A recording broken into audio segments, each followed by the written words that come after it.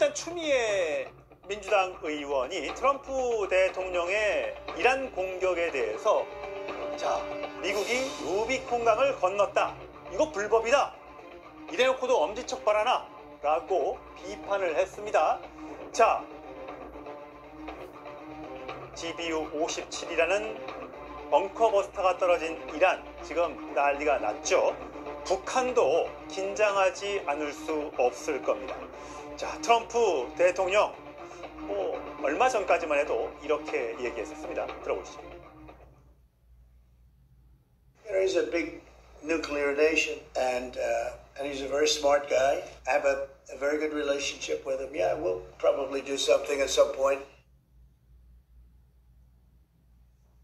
예, 성치은 부의장.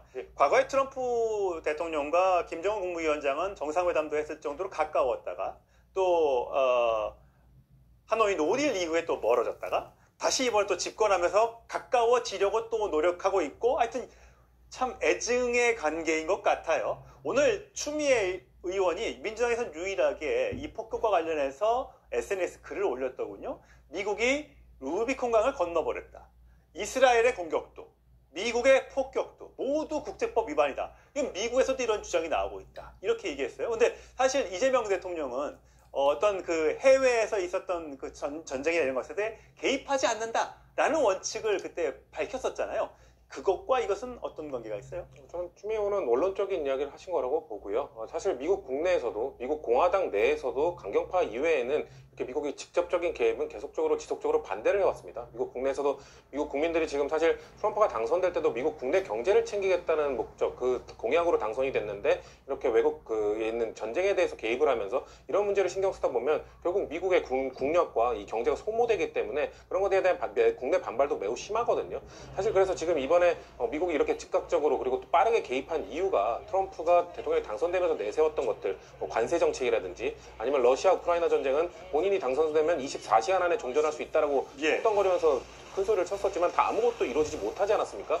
그런 본인의 입지가 좁아지다 보니까 중동전쟁에 좀 무리해서 개입한 것 아니냐라는 목소리도 분명히 있거든요. 그런 차원에서 국내적으로, 그러니까 그 미국 국내적으로도 비판이 나오고 있는 상황 속에서 민주당, 그러니까 그 대한민국의 국회의원이 이것 역시 국제법을 위반한 것이다. 뭔가 국제사회, 미국 내뿐만 아니라 대한민국뿐만 아니라 중국 등을 비롯한 여러 국제사회 여러 나라들이 미국의 이런 중동정쟁 개입에 대해서 부정적 메시지를 내고 있기 때문에 트럼프도 사실 이거에 대해서 상당히 부담감을 느끼고 있을 겁니다. 그런데 이재명 대통령과 뭐 추미애 의원의 결이 다른 것 아니냐 이렇게까지 해석할 필요는 없을 거라고 생각합니다. 알겠습니다. 지금 화면으로 나오고 있는 장면들은 북한이 공개했던 여러 가지 ICBM이라든지 방사포라든지 다양한 무기를 실험하고 공개했던 그 영상들을 보고 계십니다.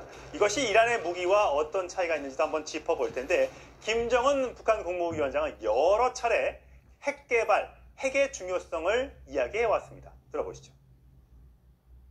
핵무력을 질량적으로 강화하여 이미 전쟁 상황에서 각이한 작전의 목적과 임무에 따라 각이한 수단으로 핵 전투 능력을 발휘할 수 있게 만들어야 합니다.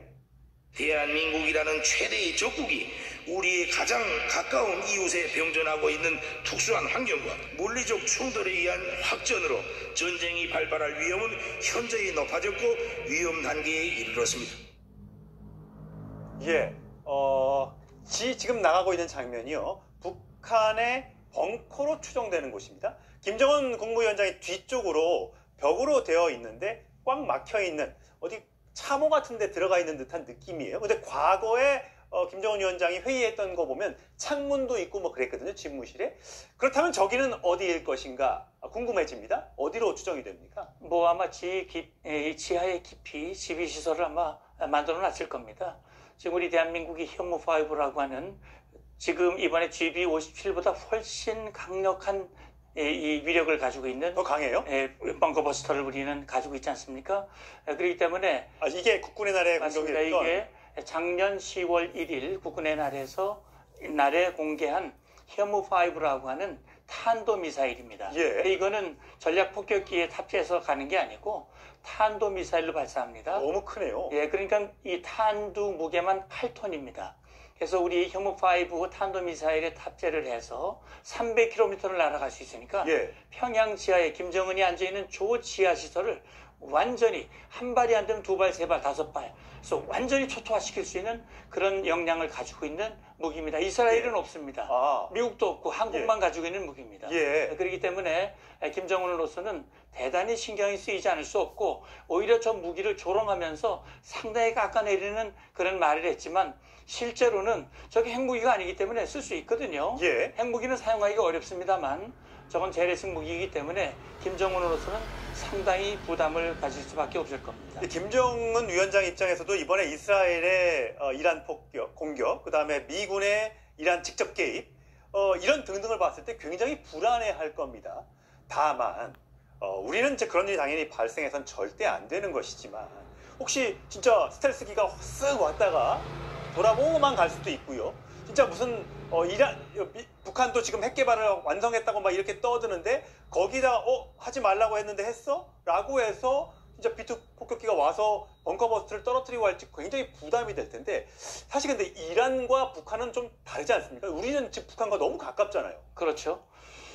그래서 사실은 그동안 북한이 1990년대부터 1차 핵위기, 2000년대 초 2차 핵위기, 그동안 북한의 핵개발 과정에서 협상을 통해서 해결하려고 애를 썼지만 모든 협상이 실패했고요. 그렇기 때문에 94년도에 미국이 핀포인트 폭격을 검토한 적이 있었습니다. 세월이 벌써 30년이 흘렀거든요. 지금 그동안 북한이 핵실험을 6번을 했고 지금 국제사회에서는 전문가들 사이에서는 북한이 플루토늄 방식의 플루토늄탄, 그 다음에 우라늄 농축 방식의 우라늄탄 합쳐서 대략 최소 50기에서 많으면 90기 정도를 핵탄두를 가지고 있을 것입니다. 그리고 지금 김정은이 지금 미국과의 관계가 협상이 틀어지면서 지금 푸틴과 혈맹을 맺었지 않습니까? 그렇죠. 그렇기 때문에 지금 이란이 처한 입장과 북한이 처한 입장은 전혀 다릅니다.